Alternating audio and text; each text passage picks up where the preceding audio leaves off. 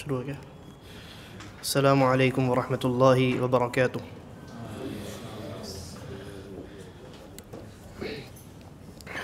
الحمد للہ وحدہ والصلاة والسلام الأتمان الأكملان على من لا نبي بعده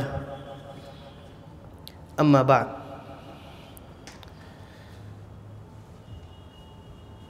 الحمد للہ عام مسلمانوں کے لیے ضروری اسباق و دروس کے عنوان پر شیخ ابن باز رحمہ اللہ کی ایک مختصر کتاب کی شرح اور ایکسپلینیشن کے سلسلہ کا اہتمام کیا جا رہا ہے۔ قبل اس کے کہ آج کا یہ درس شروع کیا جائے، کچھ دو تین ضروری باتیں مجھے کرنی ہیں فلسطین کے حوالے سے، مسجد اقصیٰ کے حوالے سے۔ یقیناً ایمان کا یہ تقاضا ہے کہ ہمارے فلسطینی بھائی جو غزہ میں ہیں اور غاصب یہودیوں کے ظلم و بربریت کے شکار ہو رہے ہیں، بچے بوڑھے جوان سبھی مارے جا رہے ہیں، اور سب پر ہی ان تمام لوگوں پر غاصب یہودی ظلم و ستم کی پہاڑ ڈھا رہی ہے۔ ایسی صورتحال میں ہر مسلمان کو تکلیف ہوتی ہے، ہر ایمان والا درد، الم اور کرب محسوس کرتا ہے۔ ابھی پچھلے دنوں انہوں نے ہاسپٹل کو بھی نہیں چھوڑا، ایک پورے کے پورے ہاسپٹل کو تباہ و برباد کر کے رکھ دیا۔ ایک باپ نے لکھا کہ مجھے ہاسپٹل سے فون آتا ہے کہ آپ کا بچہ بہت سیریس ہے، فوراً ہاسپٹل پہنچیے۔ باپ لکھتا ہے کہ جب میں وہاں پہنچا تو وہاں نہ میرا بچہ تھا، نہ وہ ڈاکٹرز تھے، اور نہ وہ ہاسپٹل باقی بچا تھا۔ فلسطینیوں پر، غزہ کے رہنے والے مسلمانوں پر، اہل ایمان پر، سنیوں پر یہ بہت بڑا، یہ کہہ لیجیے ان کے لیے بہت بڑی آزمائش ہے، اور اللہ رب العالمین کی جانب سے بڑا امتحان ہے۔ اور جہاں یہ ان لوگوں کے لیے امتحان ہے، وہیں پوری امت کے لیے بھی امتحان ہے کہ امت ایسے موقع پر کیا کتاب اللہ اور سنت رسول اللہ صلی اللہ علیہ وسلم کو مضبوطی سے تھامے رکھتی ہے یا پھسل جاتی ہے، گمراہی کا شکار ہو جاتی ہے۔ درد اور الم اور کرب کا احساس یہ ضرور ایمان کا تقاضا ہے، لیکن اس کی وجہ سے یہ خیال رہے کہ ہم کوئی غیر شرعی کام جذبات میں آ کر کے ہرگز انجام نہ دے دیں۔ آپ جانتے ہیں کہ ہم ابھی اس پوزیشن میں نہیں ہیں کہ اپنے ان بھائیوں کا ساتھ، ان کے ساتھ، یعنی ان کا ساتھ ہم فزیکلی دے سکیں، ان کے ساتھ کھڑے ہو سکیں، یا ان کو کسی طریقے سے کوئی فائدہ، مادی فائدہ، دنیاوی فائدہ پہنچا سکیں۔ البتہ ہم جو کام کر سکتے ہیں وہ یہ کہ ان کے حق میں دعائیں کر سکتے ہیں، یہودیوں کے حق میں بد دعائیں کر سکتے ہیں۔ لہٰذا اتنا ضرور کرنا چاہیے۔ ہر ایک مسلمان، مرد و عورت، باشعور جتنے لوگ ہیں، ان تمام پر یہ واجب ہے کہ وہ اپنی دعاؤں میں اہل فلسطین کو نہ بھولیں، اور ان پر یہ واجب ہے کہ وہ دعا کریں۔ حال تو یہ ہے کہ انسان اپنے لیے دعا نہیں کرتا تو ان بھائیوں کے لیے کیا دعا کرے گا؟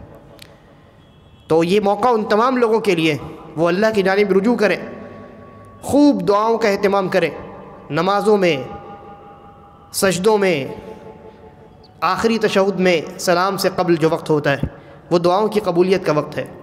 اس وقت کو غنیمت جانیں، اللہ تبارک و تعالی سے دعا کریں۔ بہتر ہے عربی زبان میں آپ دعاؤں کو یاد کر لیں۔ اللہم انجل مستضعفین، اے اللہ کمزور لوگوں کو نجات دے۔ ودمر اعداءک اعداء الدین، اور اپنے دشمن اور دین کے دشمن کو برباد اور تباہ کر ڈال۔ انسان کو دعا کرنا چاہیے، اس لیے کہ ہمارے پاس صرف یہی ایک راستہ بچا ہے، ہمارا توکل، ہمارا بھروسہ اللہ تبارک و تعالیٰ پر ہے۔ اس لیے فی الوقت مسلمانوں پر جو چیز عائد ہوتی ہے، جو ذمہ داری بنتی ہے ان کی، وہ یہ ہے کہ وہ کثرت کے ساتھ دعاؤں کا اہتمام کریں، خوب کثرت کے ساتھ دعاؤں کا اہتمام کریں، اور دعاؤں کے ساتھ ساتھ اللہ کی جانب رجوع کریں۔ رجوع الی اللہ، انابت الی اللہ کا یہ وقت آ گیا ہے۔ اللہ تبارک و تعالیٰ نے کہا الم یأن للذین آمنوا ان تخشع قلوبہم لذکر اللہ، کہ کیا اب بھی وقت نہیں آیا کہ ہمارے دل اللہ کے لیے ڈر جائیں، دلوں میں خوف اور ڈر پیدا ہو، خشوع پیدا ہو۔ یہ وقت ہے اللہ کی جانب لوٹنے کا، یہ وقت ہے اللہ تبارک و تعالیٰ کی طرف رجوع کرنے کا۔ اور اللہ کی طرف رجوع کرنے کا کیا مطلب ہے؟ اللہ کے دین کی طرف رجوع کرنا، اللہ کی شریعت کی طرف رجوع کرنا، اور زندگی اللہ رب العالمین کے مطابق، اللہ کی مرضی کے مطابق گزارنا۔ اس لیے یہ ذمہ داری ہے ہر مسلمان پر کہ وہ رجوع الی اللہ کرے۔ اس وقت میں خاص کر کے اسے اللہ تبارک و تعالیٰ نے ایک موقع عطا کیا ہے، جاگ جانے کا ایک موقع ہے، اٹھ جانے کا، بیدار ہو جانے کا ایک موقع ہے۔ اس موقع کو غنیمت جانے اور رجوع الی اللہ کرے، اللہ کی جانب لوٹے، دعاؤں کا خوب اہتمام کرے۔ دوسری بات یہ تو میں نے بتایا کہ یہ کرنے کے کام ہیں۔ اب معاشرے میں کچھ ایسے کام ہیں جو کیے جا رہے ہیں، ان کے بارے میں تھوڑی گفتگو ہو جائے۔ ابھی سوشل میڈیا کا زمانہ ہے، ہر انسان آزاد ہے۔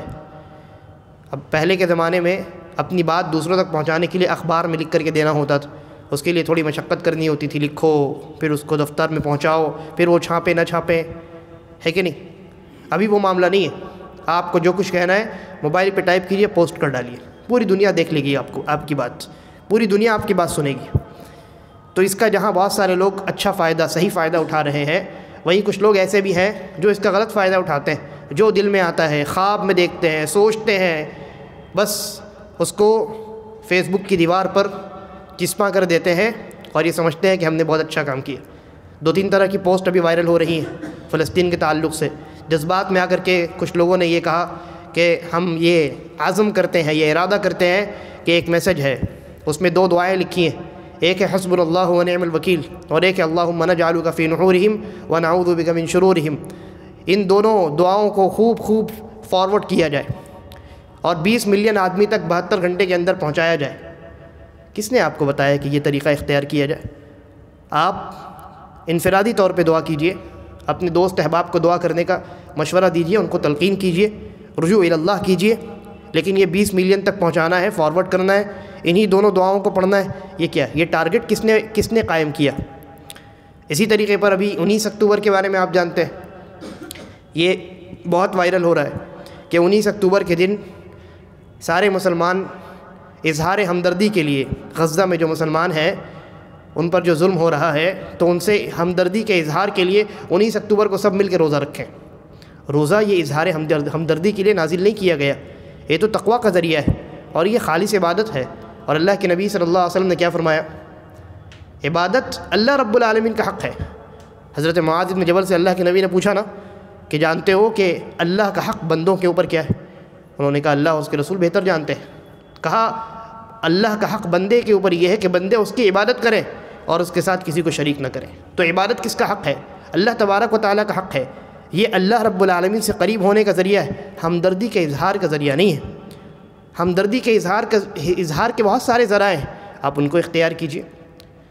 آپ مظلوموں کے حق میں بولیے، پوسٹ کرنا ہے ان کے حق میں پوسٹ کیجئے، ان کے ساتھ کھڑے رہیے، اور اللہ تبارک و تعالیٰ کے دربار میں ان کے لیے، ان کے حق میں دعائیں کیجئے، اور ان تمام چیزوں کے لیے اپنے آپ کو اس قابل بنائیے کہ اللہ آپ کی دعا سنے، آپ کی پکار سنی جائے۔ یہ کرنے کے کام ہیں، نہ یہ کہ انسان اپنی طرف سے عجیب و غریب چیزیں متعین کرے، 20 ملین 30 ملین آدمی تک یہ فارورڈ کرو اور ایک دن سب مل کر کے روزہ رکھو۔ یہ شرعی معاملہ نہیں ہے، یہ شرعی کام نہیں ہے۔ شریعت کی نظر سے اگر دیکھا جائے تو اس کی کوئی حیثیت نہیں۔ اس لیے اس طرح کی جذباتی باتوں میں انسان کو چاہیے کہ وہ نہ آئے، اس سے بجائے اس کے کہ آپ کی ہمدردی ان تک پہنچے گی الٹا آپ کے نام اعمال میں گناہ جمع ہوں گے۔ تو اس موقع پر میں نے کہا نا کہ یہ موقع جہاں اہل فلسطین کے لیے، اہل غزہ کے لیے یہ امتحان کا موقع ہے، وہیں تمام امت کے لیے امتحان کا موقع ہے کہ وہ اس موقع پر ہوش سے کام لیتے ہیں یا جوش سے کام لیتے ہیں۔ اس لیے شریعت ہمیشہ سب سے پہلے رہنی چاہیے، کتاب اللہ اور سنت رسول اللہ، شریعت اور اسلام کے قوانین سب سے پہلے رہنے چاہیے، نظروں کے سامنے رہنے چاہیے، اور اسی کے مطابق ہر ایک فیصلہ مسلمانوں کو لینا ہے۔ اللہ تبارک و تعالی غزہ میں جو پھنسے مسلمان ہیں انہیں ان کی مدد فرمائے، ان کی حفاظت فرمائے، اور جو غاصب لوگ ہیں، یہودی لوگ ہیں جنہوں نے ان کے اوپر ظلم و بربریت کے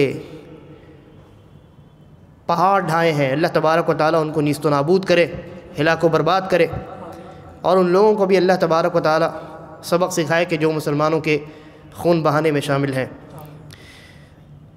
اب اس کے بعد ہمارا جو درس ہے الدروس المہمہ لعامۃ الامہ، عام مسلمانوں کے لیے ضروری اسباق و دروس، اس میں پچھلے درس میں ہم نے ایمان پر بات کی تھی، ایمان کے 6 ارکان کیا کیا ہیں اور ان کے دلائل کیا ہیں۔ تو اجمالی طور پہ آپ کے سامنے یہ بات آئی تھی کہ ایمان کے جو 6 ارکان ہیں، کتاب اللہ کے اندر قرآن مجید میں اللہ تبارک و تعالیٰ نے مختلف مقامات پر کہیں اجمالاً اور کہیں تفصیلاً ان کو بیان کیا۔ الذین یؤمنون بالغیب، جو لوگ مومن وہ ہیں جو غیب پر ایمان لاتے ہیں، تو غیب پر ایمان لانے میں 6 کے 6 چیزیں شامل ہیں، یہ اجمالاً ہو گیا۔ اور کہیں کہیں اللہ تبارک و تعالیٰ نے الگ الگ چیزوں کو بیان کیا ہے، اللہ پر ایمان، فرشتوں، کتابوں، رسولوں وغیرہ پر ایمان، آخرت کے دن پر ایمان، ان کو اللہ نے الگ الگ مقامات پر الگ الگ انداز میں بیان کیا ہے۔ اور جناب محمد الرسول اللہ صلی اللہ علیہ وسلم نے حدیثوں میں ایک پراپر انداز میں ان تمام 6 ارکان کو بیان کیا، جیسا کہ حدیث جبرائیل ہے جس میں اللہ کے رسول صلی اللہ علیہ وسلم نے حضرت جبرائیل علیہ السلام کے سوال کے جواب میں اخبرنی عن الایمان، ایمان کیا ہے بتائیے، آپ نے 6 ارکان گنوائے، کہا ان تؤمن باللہ، آپ ایمان یہ ہے کہ آپ اللہ پر ایمان لائیں، وملائکتہ، اس کے فرشتوں پر ایمان لائیں، وکتبہ، اس کی کتابوں پر ایمان لائیں، ورسلہ، اس کے رسولوں پر ایمان لائیں، والیوم الآخر، اور آخرت کے دن پر ایمان لائیں، وان تؤمن بالقدر خیرہ وشرہ، اور آپ تقدیر کی اچھائی اور برائی پر، اچھی بری تقدیر پر ایمان لائیں۔ تو یہ ایمان کے 6 ارکان۔ آج کے درس میں ان 6 ارکان کو ہم مختصر میں، یعنی ان 6 ارکان پر مختصر میں گفتگو کریں گے۔ اللہ پر ایمان لانے کا، فرشتوں، کتابوں، رسولوں، آخرت کے دن اور تقدیر پر ایمان لانے کا مطلب کیا ہے، یہ سمجھنا بہت ضروری، لہذا اس پر ہم مختصر انداز میں آج گفتگو کریں گے۔ سب سے پہلے ان ارکان میں اللہ رب العالمین پر ایمان، سب سے پہلے کیا ہے، اللہ رب العالمین پر ایمان۔ اللہ تبارک و تعالیٰ پر ایمان لانے کا مطلب کیا ہے؟ اللہ پر ایمان لانے کا مطلب ہے کہ انسان اللہ رب العالمین کی توحید کو قائم کرے۔ سب سے پہلے تو انسان اللہ تبارک و تعالیٰ کے وجود پر ایمان لائے۔ اللہ پر ایمان لانے میں کیا ہے سب سے پہلی چیز، کہ انسان اللہ رب العالمین کے وجود پر ایمان لائے کہ اللہ رب العالمین موجود ہے۔ اس کے بعد اللہ تبارک و تعالیٰ کے، اللہ رب العالمین کی وحدانیت پر ایمان لائے، اور تینوں طرح کی وحدانیت، ربوبیت والی وحدانیت کہ اللہ رب ہونے میں ایک اور تنہا ہے، الوہیت والی وحدانیت یعنی توحید الوہیت، اللہ معبود ہے اکیلا اور تنہا، اور اللہ کے جو اچھے اچھے بہترین نام ہیں اور جو صفات ہیں اللہ کی صفات، اعلیٰ قسم کی صفات، ان صفات کے بارے میں یہ عقیدہ رکھے کہ ان صفات میں اللہ تبارک و تعالیٰ اکیلا اور تنہا ہے۔ یہ اللہ رب العالمین پر ایمان ہے، یہ اللہ رب العالمین پر ایمان ہے۔ بہت ہی مختصر میں نے اس کو ذکر کیا ہے۔ اور ان تینوں قسم کی توحید میں سب سے اہم توحید الوہیت ہے۔ توحید الوہیت جو ہے یہ سب سے اہم ہے، بلکہ کتاب و سنت میں جہاں توحید کا لفظ استعمال کیا جاتا ہے عام طور سے وہاں توحید الوہیت مراد ہوتی ہے، اور اس کی وجہ یہ ہے کہ امت میں، دنیا والوں میں، انسانوں میں سب سے زیادہ گمراہی توحید الوہیت کے متعلق پائی جاتی ہے۔ مشرکین مکہ توحید ربوبیت کو مانتے تھے، توحید اسماء و صفات کے بارے میں بھی کچھ ان کا عقیدہ تھا، لیکن الوہیت کے معاملے میں سب سے زیادہ گمراہی کے شکار تھے۔ تو ان تمام میں سب سے اہم جو ہے وہ اللہ تبارک و تعالیٰ کی الوہیت، یعنی الوہیت کا کیا معنی ہے؟ اللہ رب العالمین اکیلا اور تنہا معبود ہے، معبود حقیقی صرف اور صرف اللہ رب العالمین کی ذات ہے، تمام جو معبودان ہیں دنیا کے اندر وہ سب کے سب باطل ہیں۔ تو یہ اللہ رب العالمین پر ایمان لانے کا معنی ہے۔ اور ایمان کے 6 ارکان میں، یہ بڑی اہم بات، ایمان کے 6 ارکان میں اللہ رب العالمین پر ایمان رکھنا یہی اصل چیز ہے، یہی اصل ہے۔ باقی جو 5 چیزیں ہیں یہ اللہ پر ایمان کے تابع ہیں۔ آپ نے اللہ پر ایمان نہیں لایا، باقی چیزوں پر ایمان لانا آپ کا بیکار ہے، کسی کام کا نہیں۔ تو جب آپ اللہ پر ایمان لائیں گے تبھی اللہ کے فرشتوں، اسی لیے آپ دیکھیے حدیث کے اندر اللہ کے نبی صلی اللہ علیہ وسلم نے سب سے پہلے اللہ پر ایمان کا تذکرہ کیا، اور اس کے بعد کہا وَمَلَائِكَتِهِ، اللہ کے فرشتوں، اللہ کی کتابوں، اللہ کے رسولوں، ہر جگہ اللہ رب العالمین، اللہ کے نبی صلی اللہ علیہ وسلم نے لوٹایا ہے ضمیر، یعنی جو پروناؤن استعمال کیا گیا ہے وہ کس کی جانب لوٹتا ہے؟ اللہ تبارک و تعالیٰ کی جانب۔ تو ان تمام ارکان میں 6 ارکان میں سب سے اہم اور اصلی رکن جو ہے، بنیادی رکن کون سا ہے؟ الایمان باللہ، اللہ رب العالمین پر ایمان رکھنا۔ اور بقیہ جو 6 ارکان ہیں، کتابوں، رسولوں، فرشتوں، آخرت کی دن اور تقدیر کی اچھائی برائی، یہ تمام اللہ پر ایمان رکھنے کے تابع ہیں، اس کے بعد آتے ہیں اور اس کے پیچھے پیچھے چلتے ہیں۔ اور ان تمام کی بنیاد اللہ پر ایمان جو ہے یہ ان تمام کی بنیاد ہے۔ اس کے بعد دوسرا رکن ہے الایمان بالملائکہ، فرشتوں پر ایمان لانا۔ فرشتوں پر ایمان لانا، اس میں کئی باتیں شامل۔ پہلی تو یہ کہ فرشتوں کے متعلق یہ ایمان رکھنا ہے کہ وہ اللہ کی مخلوقات ہیں، نہ وہ اللہ کے بیٹے ہیں نہ وہ اللہ کی بیٹیاں ہیں۔ مشرکین مکہ جو تھے وہ فرشتوں کو اللہ کی بیٹیاں مانتے تھے، فرشتوں کو اللہ کی بیٹیاں مانتے تھے۔ تو یہ ایمان رکھنا ہے کہ فرشتے اللہ رب العالمین کی بیٹیاں نہیں ہیں، بلکہ وہ کون ہیں؟ فرشتے اللہ رب العالمین کی مخلوقات ہیں، اور اللہ تبارک و تعالیٰ نے ان کو نور سے پیدا فرمایا ہے، اور وہ اللہ رب العالمین کی فوج ہے، اور وہ ایسی فوج ہے، ایسی مخلوق ہے جو اللہ رب العالمین کی کبھی نافرمانی نہیں کرتی۔ جو کہا جاتا ہے وہ اس کو مکمل کرتی ہے، اس کو انجام دیتی ہے، اور کبھی اللہ تبارک و تعالیٰ کی نافرمانی نہیں کرتی۔ اور ان کی تعداد کتنی ہے وہ اللہ کے علاوہ کوئی نہیں جانتا۔ فرشتوں کی تعداد کتنی ہے وہ اللہ رب العالمین کے علاوہ کوئی نہیں جانتا۔ فرشتوں پر ایمان رکھنے کے متعلق آپ 2 طریقے سے فرشتوں پر ایمان رکھیں گے، ایک تو اجمالی طور پہ اور ایک تفصیلی طور پہ۔ اجمالی طور پہ ایمان رکھنے کا معنی کیا ہے کہ آپ فرشتوں کے متعلق اجمالاً یہ ایمان رکھیں کہ جتنے فرشتے اللہ رب العالمین نے پیدا کیے ہیں ہم اس پر ایمان رکھتے ہیں، یعنی ہم تسلیم کرتے ہیں، مانتے ہیں کہ وہ اللہ رب العالمین کی مخلوقات ہیں، اور اللہ رب العالمین کی نافرمانی نہیں کرتے۔ اللہ رب العالمین نے تمام فرشتوں کو نور سے پیدا کیا۔ اور تفصیلاً ایمان رکھنے کا معنی یہ ہے کہ فرشتوں کے متعلق قرآن و حدیث میں جو بھی ڈیٹیل موجود ہے اس ڈیٹیل کے ساتھ ان فرشتوں پر ایمان رکھنا۔ جیسے قرآن مجید اور احادیث رسول اللہ کو آپ پڑھیں گے تو آپ کو فرشتوں کی کچھ صفات کا علم ہوگا، چند فرشتوں کے ناموں کا علم ہوگا، اور اسی طریقے پر چند فرشتوں کے کاموں کا علم ہوگا۔ فرشتوں کے نام جیسے قرآن و حدیث میں حضرت جبرائیل، حضرت میکائیل، حضرت اسرافیل، مالک، منکر، نکیر، ان فرشتوں کے نام موجود ہیں۔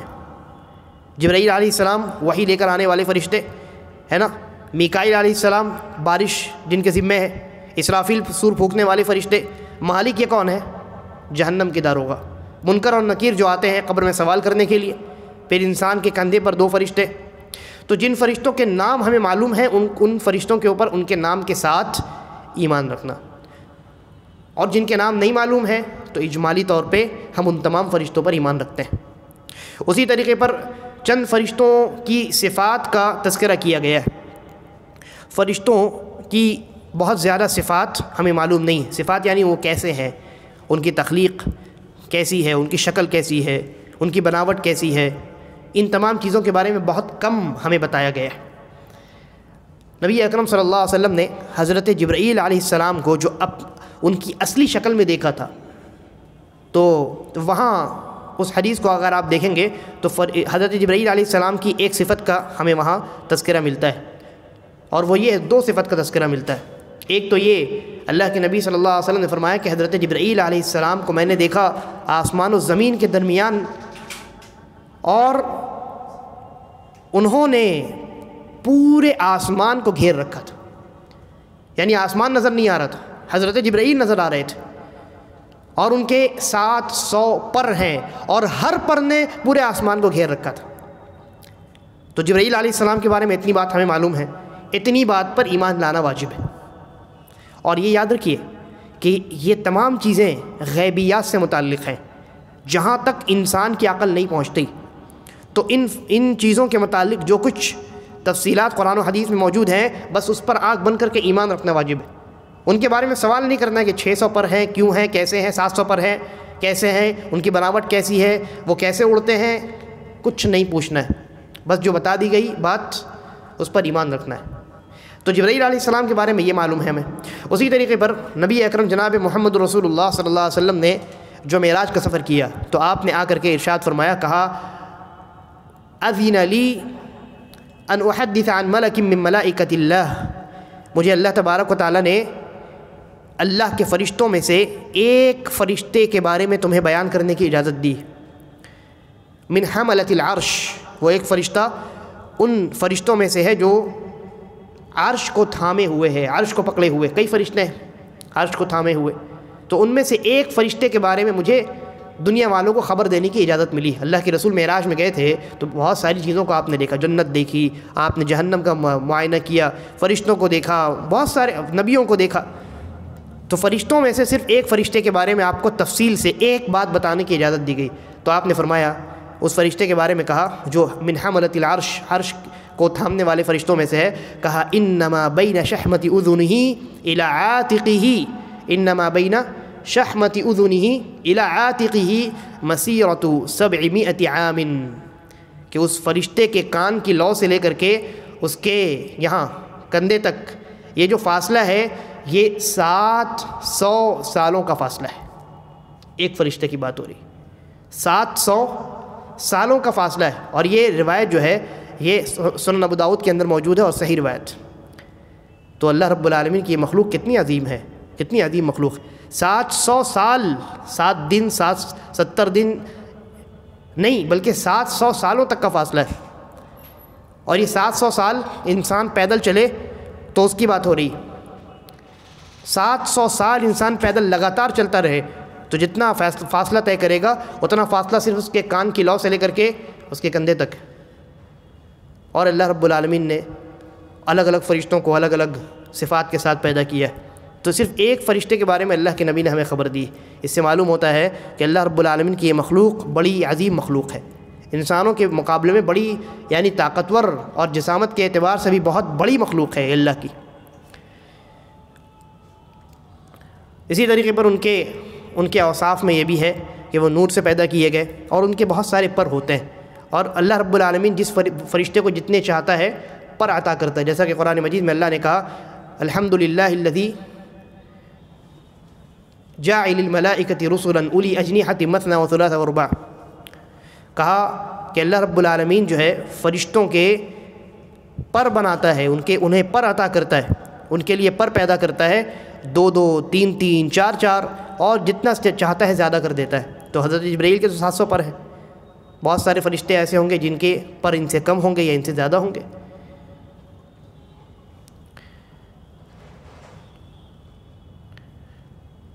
اسی طریقے پر فرشتوں کی تعداد کے بارے میں نبی اکرم صلی اللہ علیہ وسلم کی وہ حدیث آپ کے سامنے ہے، آپ نے فرمایا کہ جب آپ معراج میں تشریف لے گئے، فرمایا ثم رفع لی البیت المعمور، پھر میرے لیے بیت المعمور اٹھایا گیا، مجھے دکھایا گیا بیت المعمور کیا ہے۔ فقلت یا جبریل ما هذا، تو میں نے پوچھا جبرائیل یہ کیا ہے؟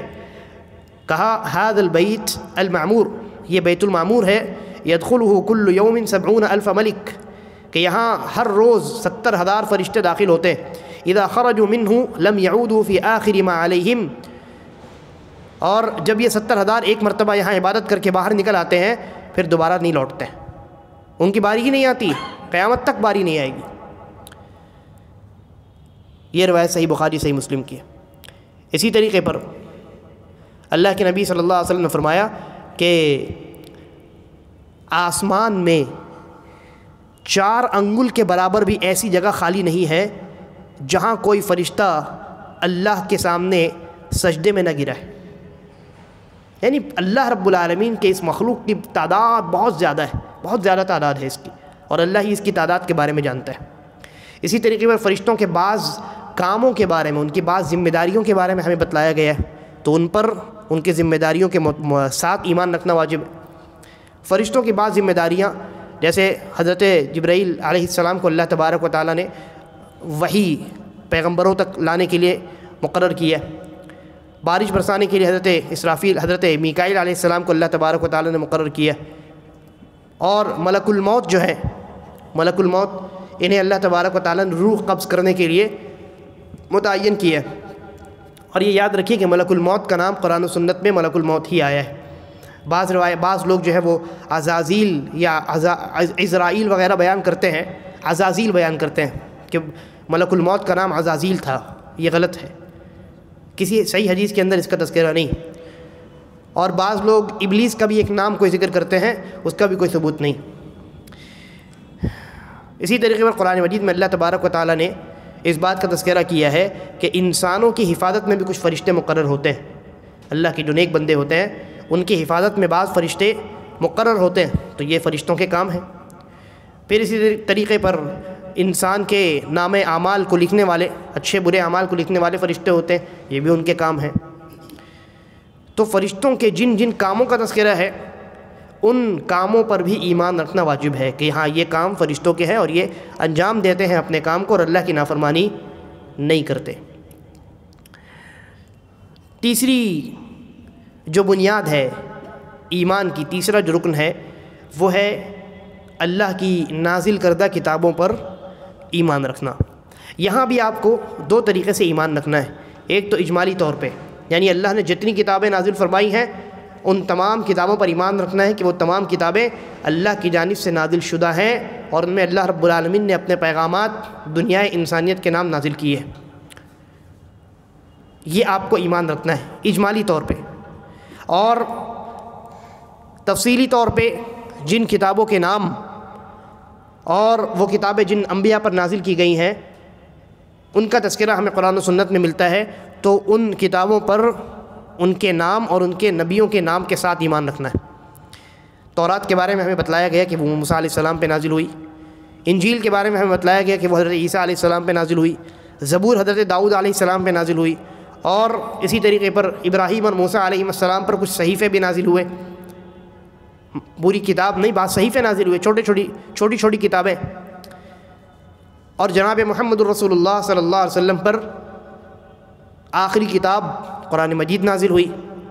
تو جن کتابوں کے متعلق ہمیں جو کچھ علم ہے ان کے نبیوں کے بارے میں یا ان کی قوموں کے بارے میں کہ کن قوموں کے درمیان یہ کتاب نازل ہوئی یا ان کتابوں کے ناموں کے بارے میں، ان تمام پر ان تمام تفصیلات کے ساتھ ہمیں ایمان رکھنا ہے. اور اس بات پر بھی ایمان رکھنا ہے کہ یہ تمام کتابیں جتنی نازل ہوئی ہیں اس دنیا میں، ان تمام کتابوں میں جو بنیادی بات اللہ تبارک و تعالیٰ نے ذکر کی ہے وہ اپنی توحید ہے. اور تمام کی تمام کتابیں ایمان کے ان 6 ارکان پر مشتمل رہی ہیں. ہر کتاب میں اللہ رب العالمین نے ایمان کے 6 ارکان کو بیان کیا، کیونکہ یہ 6 ارکان جو ہیں ان کا تعلق توحید سے ہے نا. ان میں کوئی رد و بدل نہیں ہو سکتا. قانون شریعت میں تبدیلی ہو سکتی ہے، کوئی چیز حلال ہے بعد میں حرام، حرام ہے پھر بعد میں حلال، لیکن یہ جو چیزیں ہیں یہ کبھی بدل نہیں سکتی. ان 6 ارکان پر ایمان رکھنا ہر کتاب کے اندر بتلایا گیا ہے کہ یہ ضروری ہے اور یہ ایمان کے 6 ارکان ہیں.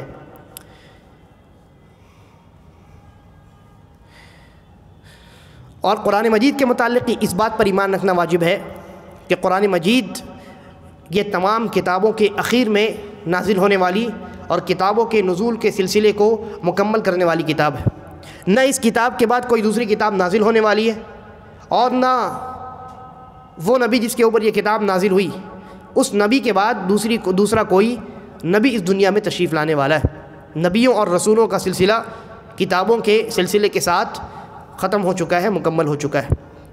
چوتھی جو بنیاد ہے، چوتھا جو رکن ہے وہ رسولوں پر ایمان ہے.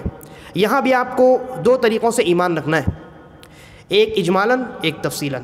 اجمالاً اس اعتبار سے آپ کو یہ عقیدہ رکھنا ہے، یہ ایمان رکھنا ہے کہ جتنے انبیاء اللہ رب العالمین نے رسول نازل کیے ہیں وہ تمام رسول برحق تھے، اور تمام کے تمام انبیاء اور رسول اللہ کی توحید کو لے کر کے نازل ہوئے تھے، جیسا کہ قرآن مجید میں اللہ نے کہا کہ ہم نے ہر امت میں رسول بھیجے اور ایک ہی مشن تھا ان کا، بنیادی جو مشن ہے وہ کیا تھا کہ لوگوں کو اللہ کی توحید کی جانب لے جانا، طاغوت کی عبادت سے، شرک سے لوگوں کو دور رکھنا۔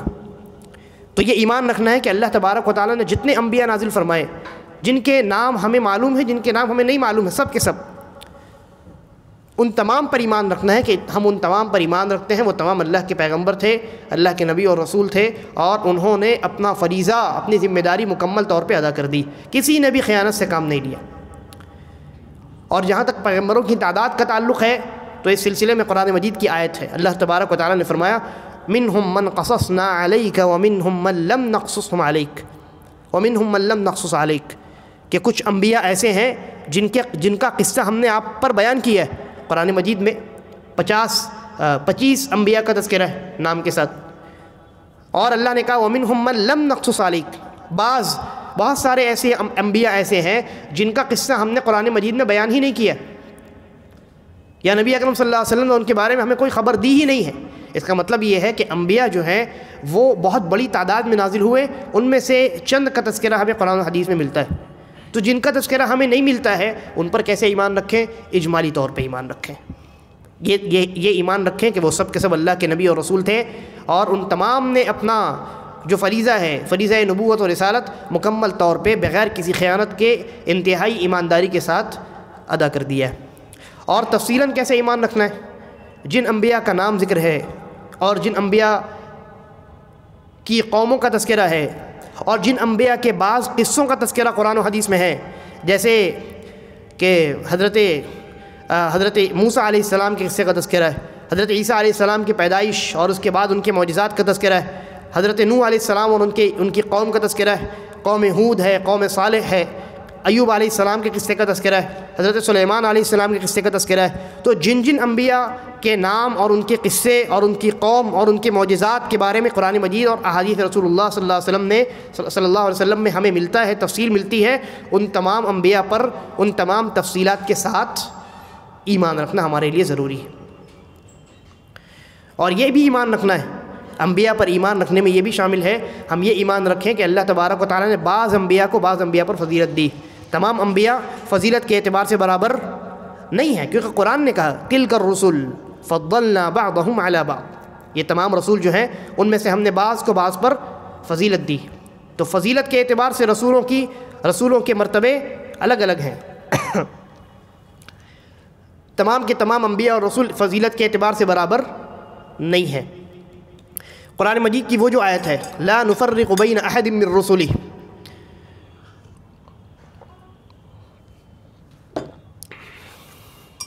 یہ اشکال ہو سکتا ہے۔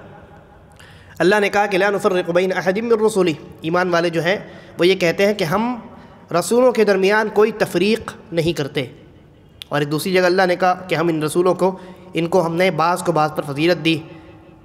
تو کیا مطلب ہے اس آیت کا؟ اس آیت کا مطلب یہ ہے کہ ایمان لانے میں ہم فرق نہیں کرتے، لا نفرق بین احد من رسلہ ای فی الایمان، ہم ایمان لانے میں کسی پر فرق نہیں کرتے، یہودیوں کی طرح، نصرانیوں کی طرح، کہ یہودیوں نے صرف موسیٰ علیہ السلام پر ایمان لایا اور اس کے بعد ان کے بعد کے انبیاء پر ایمان لایا، لیکن اور بعض انبیاء کو بہت سارے قتل بھی کیے انہوں نے۔ حضرت عیسیٰ علیہ السلام پر ایمان نہیں لایا انہوں نے، عیسیٰ علیہ السلام کے ماننے والوں نے محمد رسول اللہ صلی اللہ علیہ وسلم پر ایمان نہیں لایا، یہودیوں نے بھی ایمان نہیں لایا۔ تو لا نفرق بین احد من رسلہ ای فی الایمان، ہم انبیاء پر ایمان لانے میں فرق نہیں کرتے، ایسا نہیں کرتے کہ بعض انبیاء پر ایمان لاتے ہیں بعض پر نہیں لاتے، سب پر ایمان لاتے ہیں۔ لیکن جہاں تک فضیلت کی بات ہے تو اللہ تبارک و تعالیٰ نے خود یہ بیان کیا ہے کہ ہم نے بعض انبیاء کو بعض انبیاء پر فضیلت عطا کی، اور ان تمام انبیاء میں ہم یہ ایمان رکھتے ہیں کہ پانچ ایسے انبیاء ہیں جو اولو العزم ہیں، بڑے فضیلت والے، بڑی ہمت والے اور بڑی یعنی عزیمت والے انبیاء ہیں۔ وہ 5 کون کون ہیں جن کا تذکرہ اللہ تبارک و تعالیٰ نے قرآن مجید میں کیا ہے؟ وہ 5 ہیں حضرت نوح، اور اسی ترتیب کے ساتھ حضرت نوح علیہ السلام، ابراہیم علیہ السلام، موسیٰ علیہ السلام، عیسیٰ علیہ السلام اور محمد الرسول اللہ صلی اللہ علیہ وسلم.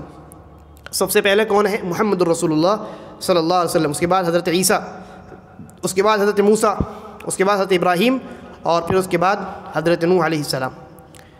تو یہ تمام جو ہے 5 انبیاء یہ اولو العزم کہا جاتا ہے. تو ان تمام پر ہمیں ایمان رکھنا ہے، اور اس بات پر بھی ایمان رکھنا ہے کہ اللہ تبارک و تعالیٰ نے انبیاء اور رسول کا یہ سلسلہ جناب محمد الرسول اللہ صلی اللہ علیہ وسلم پر مکمل کر دیا. خود قرآن مجید میں بھی اللہ نے اس کا اعلان کیا، ما کان محمد ابا احد من رجالکم ولکن رسول اللہ وخاتم النبیین. اللہ کے رسول محمد رسول اللہ یہ کون ہے؟ خاتم النبیین ہے، نبیوں کے سلسلے پر ختم ہے، آخری اسٹیمپ ہے. اب اس کے بعد کوئی دوسرا نبی نہیں آ سکتا. اسی لیے اللہ کے نبی نے فرمایا وَإِنَّهُ لَا نَبِيَّ بَعْدِي، کہ میرے بعد کوئی نبی نہیں آ سکتا. متفق علیہ، صحیح بخاری اور صحیح مسلم کی روایت. 5ویں بنیاد ہے اسلام ایمان پر. ایمان کے 6 ارکان میں سے 5واں جو رکن ہے وہ آخرت کے دن پر ایمان رکھنا. آخرت کے دن پر ایمان رکھنا، اس کا کیا مطلب ہے؟ آخرت کے دن پر ایمان میں موت کے بعد سے لے کر کے تمام احوال شامل ہیں. آخرت کے دن پر ایمان رکھنے کا صرف یہ مطلب نہیں ہے کہ قیامت کے دن پر ایمان رکھنا، بلکہ موت کے بعد سے لے کر کے قیامت قائم ہونے تک جو پورا مرحلہ ہے، موت، روح نکلنے کا مرحلہ، روح نکلنے کے بعد پھر فرشتوں کا روحوں کو لے کر کے اوپر جانے کا مرحلہ، پھر وہاں سے واپس قبر تک روح کا واپس پہنچنا، اور انسان سے سوال و جواب کا ہونا، قبر کی پوری زندگی، اور اس کے متعلق جتنی روایات اور جتنی احادیث مروی ہیں وہ تمام کے تمام، کہ مومن کے ساتھ کیسا سلوک کیا جائے گا، کافروں کے ساتھ کیسا سلوک کیا جائے گا، ہے نا، اور کیا ان کے لیے نعمتیں ہیں اور کیا ان کافروں کے لیے عذاب ہے. پھر اس کے بعد پھر میدان محشر جب قائم ہوگا، سور پھونکا جائے گا، حساب و کتاب کا دن ہوگا، آخرت کا دن، حساب و کتاب ہے، پل صراط ہے، شفاعت ہے. تو یہ تمام تفصیلات جو ہیں وہ آخرت کے دن پر ایمان لانے میں شامل ہیں. اسی طریقے پر صحیح یہ قیامت کے دن پر ایمان لانے میں یہ اس بات پر ایمان لانا کہ قیامت کے دن میزان قائم ہوگا، میزان پر ایمان لانا، جیسا کہ میں نے تذکرہ کیا، پل صراط پر ایمان لانا، اور اس بات پر ایمان لانا کہ بعض لوگوں کو ان کا نامہ اعمال دائیں ہاتھ میں، بعض کو بائیں ہاتھ میں، بعض کو پیٹھ کے پیچھے سے دیا جائے. جنت اور جہنم کے تعلق سے جتنی تفصیلات وارد ہیں ان تمام پر ایمان لانا، یہ تمام چیزیں آخرت پر ایمان لانے میں شامل ہیں. اور آخرت پر ایمان لانے میں ایک اور چیز شامل ہے، وہ ہے قیامت کے قائم ہونے کی جو علامات ہیں ان علامتوں پر ایمان لانا.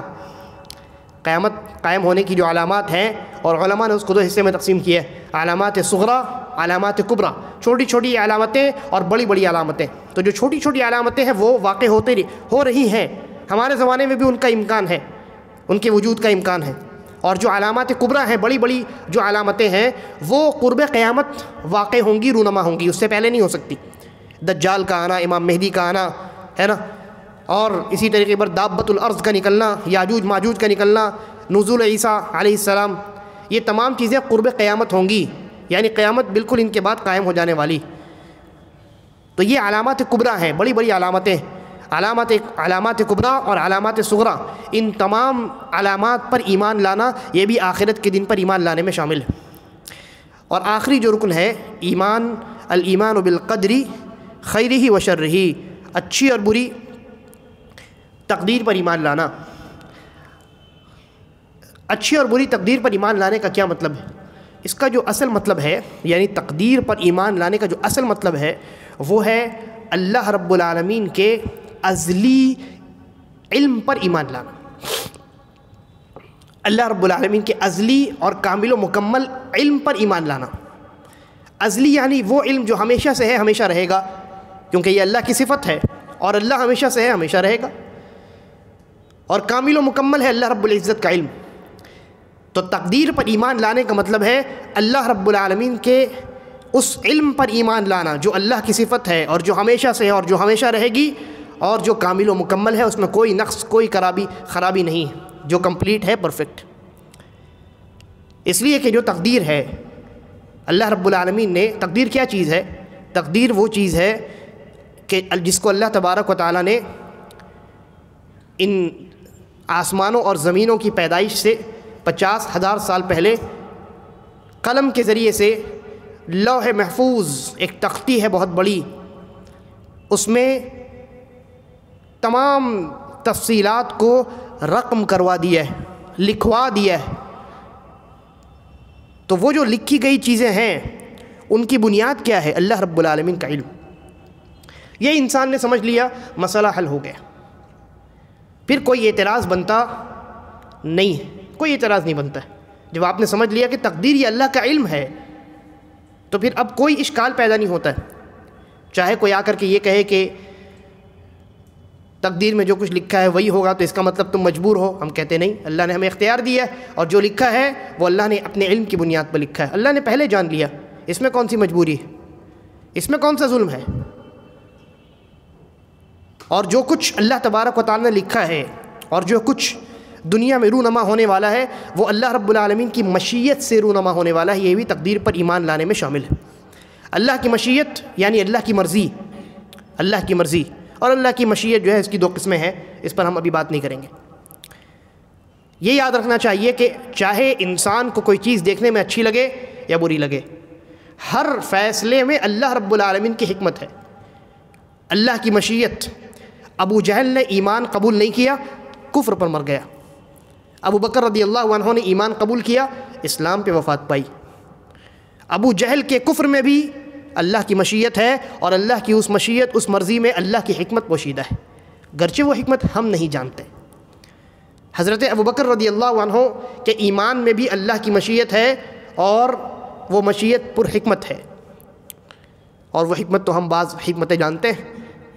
حضرت ابو بکر کے ایمان سے کتنا فائدہ ہوا ان کا اور بعد میں آنے والی تمام نسلوں کا، ہے نا، دین پہنچا، پہلے خلیفہ بنے، یہ تمام حکمتیں ہیں اللہ رب العالمین کی، نبی اکرم صلی اللہ علیہ وسلم کے یار غار بنے۔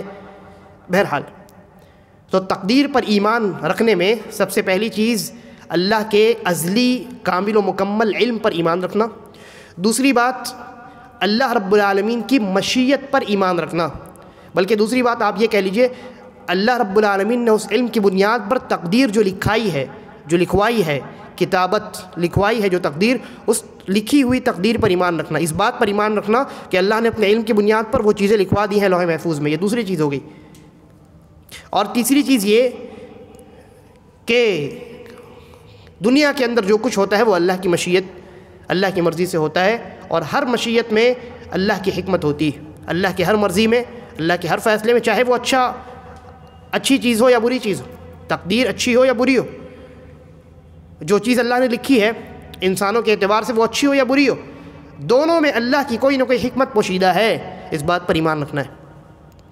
اور تیسری چیز جو ہے وہ یہ کہ اللہ رب العالمین نے لکھنے کے بعد، اپنے علم کی بنیاد پر لکھنے کے بعد، اور جو تقدیر اللہ نے لکھی ہے وہ اللہ کی مشیت پر اس کی بنیاد ہے اور ہر مشیت پر حکمت ہے، اس کے بعد اللہ تبارک و تعالیٰ نے مخلوقات کو پیدا فرمایا۔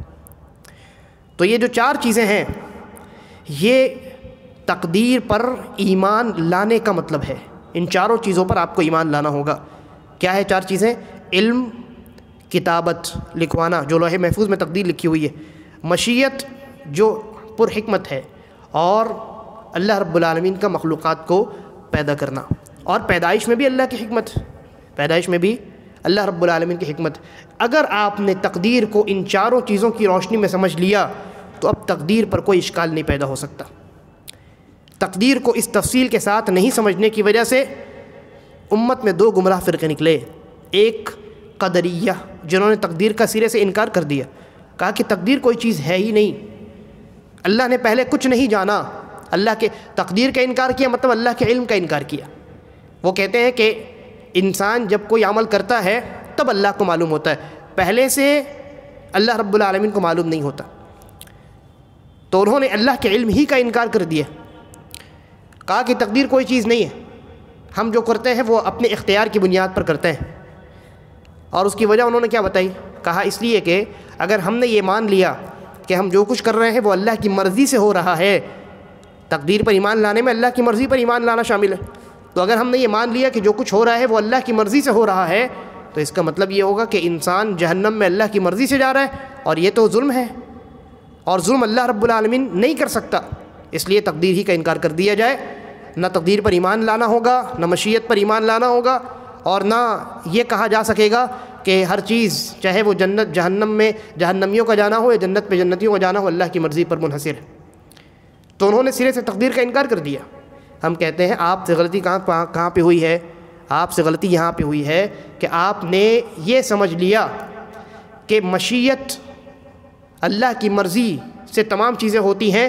اس بات کو ماننے سے یہ لازم آتا ہے کہ اللہ ظالم ہے، والعیاذ باللہ۔ یہ کیوں آپ نے مانا، کیوں سمجھا آپ نے؟ کیونکہ آپ ایک پوائنٹ مس کر گئے، وہ یہ کہ اللہ کی ہر مرضی حکمت پر مبنی ہے۔ آپ کو کوئی حکمت معلوم ہے، کوئی حکمت نہیں معلوم ہے۔ تو یہ قدریہ ہے جنہوں نے تقدیر ہی کا انکار کر دیا، اور دوسری طرف جبریہ ہے جنہوں نے یہ کہا کہ اللہ رب العالمین نے تقدیر میں جو لکھا ہے وہی ہوگا اور انسانوں کو کوئی اختیار نہیں ہے، انسانوں کے اختیار ہی کا انکار کر دیا، اور یہ کہا کہ انسان مجبور محض ہے، یعنی خالص مجبور ہے انسان کا اپنا کوئی اختیار ہی نہیں۔ تو انہوں نے بھی تقدیر کے مسئلے کو نہیں سمجھا صحیح سے۔ اللہ رب العالمین نے علم کی بنیاد پر تقدیر لکھی ہے نا، کسی انسان کو فورس تھوڑی کیا ہے کہ تم یہ کرو، اللہ نے تو اختیار دیا ہے۔ تو انہوں نے تقدیر کا مطلب یہ سمجھ لیا کہ اللہ رب العالمین فورسفلی انسان سے کچھ بھی کام کروا رہا ہے، لہذا ان دونوں فرقوں نے گمراہی کا راستہ اختیار کیا۔ درمیان والا راستہ اہل السنہ والجماعہ کا ہے، وہ اللہ کے علم پر ایمان لاتے ہیں اور اس بات پر ایمان لاتے ہیں کہ اللہ رب العالمین نے اپنے علم کی بنیاد پر تقدیر کو لکھوایا، پھر اس بات پر ایمان لاتے ہیں کہ جو کچھ اللہ نے لکھوایا وہ تمام اللہ کی مرضی سے ہے، اور اللہ کی ہر مرضی میں حکمت ہے، بعض حکمتوں کو ہم جانتے ہیں بعض کو نہیں جانتے، اور اس بات پر بھی ایمان لاتے ہیں کہ اللہ تبارک و تعالیٰ نے تقدیر میں جو کچھ لکھا ہے پھر اس کے بعد مخلوقات کو پیدا فرمایا، اور مخلوقات کو پیدا فرمانے کے بعد اللہ تبارک و تعالیٰ نے ان کو اختیار دیا ہے، وہ اپنے اختیار سے جو چاہتے ہیں کرتے ہیں۔ تو یہ ایمان کے 6 ارکان ہیں جن پر ایمان رکھنا انسان کے ایماندار ہونے کی علامت ہے، اور اگر ان میں سے کسی ایک میں بھی انسان کی گڑبڑی ہوئی تو پھر اس کا ایمان خطرے میں ہے، اس کی تمام عبادات باطل ہو جاتی ہیں۔ حدیث جبرائیل جو ہے اس کی ابتدا میں آپ پڑھیے گا، وہ حدیث حضرت عبداللہ ابن عمر نے اپنے والد حضرت عمر ابن الخطاب رضی اللہ عنہ کے حوالے سے بیان فرمائی۔ کب بیان فرمائی؟ دو شخص کسی دور علاقے سے، کوفہ سے غالباً جہاں تک مجھے یاد آ رہا ہے، 2 شخص آئے حضرت عبداللہ ابن عمر کے پاس اور ان سے کہا کہ ہمارے یہاں کچھ ایسے لوگ پیدا ہوئے ہیں جو تقدیر کا انکار کرتے ہیں۔ وہ کہتے ہیں کہ تقدیر کوئی چیز نہیں ہے، اسی لیے انکار کرتے ہیں۔ وہ کہتے ہیں ہم نے تقدیر کو مان لیا تو اللہ کو ظالم ماننا ہوگا۔ وہ اس لیے کہتے ہیں کیونکہ ان تفصیلات سے واقف نہیں ہے۔ تو حضرت عبداللہ ابن عمر کو جب انہوں نے بتایا کہ ہمارے یہاں کچھ ایسے لوگ پیدا ہوئے ہیں جو قاری قرآن ہیں، عالم اور زاہد قسم کے لوگ ہیں، جاہل نہیں ہیں، انہوں نے تقدیر کا انکار کیا ہے، تقدیر پر ان کا ایمان نہیں ہے، 6 میں سے 5 پر ایمان ہے، 1 پر ایمان نہیں ہے۔ تو یہ 1 پر ایمان کا نہ ہونا آپ کے 5 پر ایمان رکھنے کو بیکار کر دیتا ہے۔ چنانچہ عبداللہ ابن عمر رضی اللہ عنہما نے کیا فرمایا؟ کہا کہ جا کر کے ان سے کہہ دو، خبر دے دو کہ اگر وہ احد پہاڑ کے برابر بھی صدقہ اللہ کے راستے میں پیش کرے اللہ تبارک و تعالیٰ قبول نہیں کرے گا، اور یہ بتا دو کہ میں ان سے بری ہوں اور وہ مجھ سے بری ہے، میرا ان سے کوئی تعلق نہیں۔ یعنی صحابہ کا جو راستہ ہے وہ راستہ الگ، اور انہوں نے جو راستہ اختیار کیا ہے وہ راستہ الگ، دونوں راستے میں کوئی مساوات نہیں ہے، کوئی برابری نہیں ہے اور کوئی یکسانیت نہیں۔ یہ ایمان کے 6 ارکان ہیں، ان 6 پر بیک وقت آپ کو ایمان رکھنا پڑے گا، تب آپ ایماندار کہلائیں گے، ایمان والے کہلائیں گے۔ اب اس کے بعد انشاءاللہ اگلے دروس میں جو الدرس الرابع ہے اس کتاب کا 4تھا سبق، وہ اقسام التوحید اور اقسام الشرک پر ہے، اس پر بھی ہماری مختصراً ہی گفتگو ہوگی، پھر آگے چلیں گے۔ اللہ تبارک و تعالی ہم تمام کو کتاب و سنت کے مطابق زندگی گزارنے کی توفیق عطا فرمائے، اور ہم تمام کا خاتمہ ایمان اور اسلام پر کرے۔ ھذا واللہ اعلم وصلی اللہ علی نبینا وسلم۔ السلام علیکم ورحمۃ اللہ وبرکاتہ۔